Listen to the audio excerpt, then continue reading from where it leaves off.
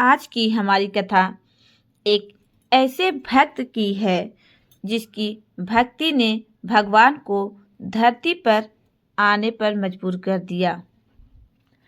एक छोटा सा गांव के किनारे एक कच्चा सा घर। उस घर में रहता गोपाल। गोपाल बहुत गरीब था, पर उसकी भक्ति सबसे अमीर थी। वो हर सुबह चावल का एक मुट्ठा भगवान को अर्पित करके कहता, प्रभु, आज भी मेरा दिन आपकी कृपा से कटे।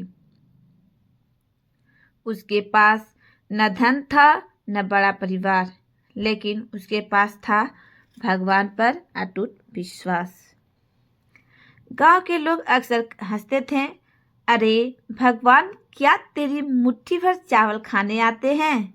लेकिन गोपाल मुस्कुरा कर कहता, भाई, उन्हें मेरी चीज नहीं चाहिए, उन्हें मेरी भावना चाहिए। उसका रोज का एक छोटा सा अर्पण भगवान तक पहुंचता था। एक दिन गांव में अकाल पड़ा। न खेत में अन्न उगा, न घर में अनाज बचा। गोपाल के घर में भी सिर्फ एक कटोरी चावल बचे थे। पत्नी ने कहा, आज भगवान को मत देना, हमारे पास खाने को कुछ नहीं है। गोपाल की आंखें नम थीं, लेकिन उसने कहा, जब तक सांस है भक्ति नहीं टूटेगी। उसने आखिरी मुट्ठी चावल भी भगवान के सामने रख दिए। रात को उसके घर दस्तक हुई। पत्नी ने दरवाजा खोला। सामने खड़े थे एक साधु। साधु ने कहा, मुझे भूख लगी है, क्या कुछ खाने को मिलेगा? पत्नी गुस्से में बोली, हमारे पास तुम्हें देने को कुछ नहीं है।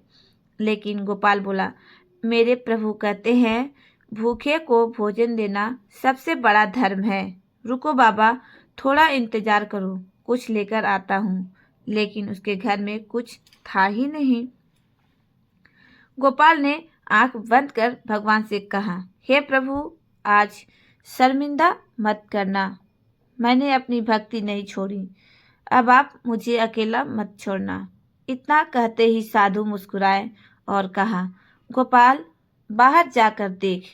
गोपाल बाहर गया और जो देखा, उसकी आंखों से आंसू झड़ पड़े। घर के बाहर अनाज से भरी बोरियां पड़ी थी, लकड़ी की, चावल, सब्जी, सब कुछ। गोपाल रोते हुए बोला, ये किसने रखा? साधु धीरे धीरे चमकने लगे और उनके रूप में दिखाई दिए स्वयं भगवान हनुमान। भगवान बोले, गोपाल, तेरी भक्ति सच्ची थी, तूने अपने आखिरी अन्न का दाना दिया, फिर भी विश्वास नहीं छोड़ा। भगवान बोले, गोपाल, तेरी भक्ति सच्ची थी, तूने अपने आखिरी अन्न का दाना दिया, फिर भी विश्वास नहीं छोड़ा। इसलिए मैं तुझे एक वरदान देने आया हूँ, तेरे घर से अन्न कभी खत्म नहीं होगा। भगवान लुप्त हो गए।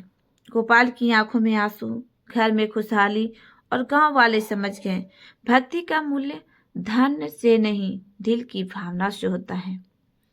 यदि इस कहानी ने आपके मन को शांति दी हो तो इसे लाइक करें, शेयर करें और ऐसी ही भक्ति कथाएं सुनने के लिए हमारे चैनल को सब्सक्राइब करें। जय श्री राम।